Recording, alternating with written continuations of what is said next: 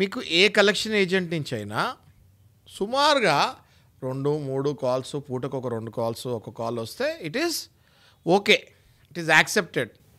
జనరల్గా ఏమవుతుంది, ఇప్పుడు ఒక్క ఈఎంఐ కట్టకపోయినా కూడా 100 కాల్స్ వస్తున్నాయి, which is not accepted as per RBI guidelines. Fair practicing కోడ్లో 100 సార్లు కాల్ చేయండి అని లేదు. సో మీరు ఏం చేయాలి, ఇట్లా 100 సార్లు కాల్ చేసి, అంటే మీ పని చేసుకొని రాళ్ళు.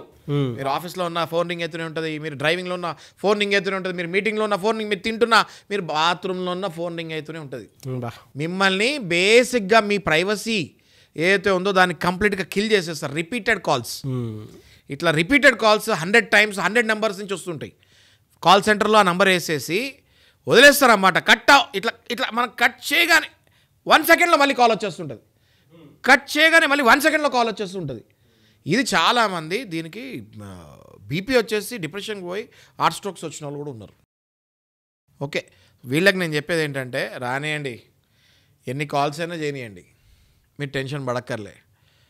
100-200 కాల్స్ వస్తాయి కదా, మీరు జస్ట్ వెళ్ళి మొబైల్లోకి వెళ్ళి అట్లా విపరీతంగా రూల్స్ బ్రేక్ చేసి కాల్ చేసినప్పుడు దాన్ని స్క్రీన్ షాట్స్ తీయండి.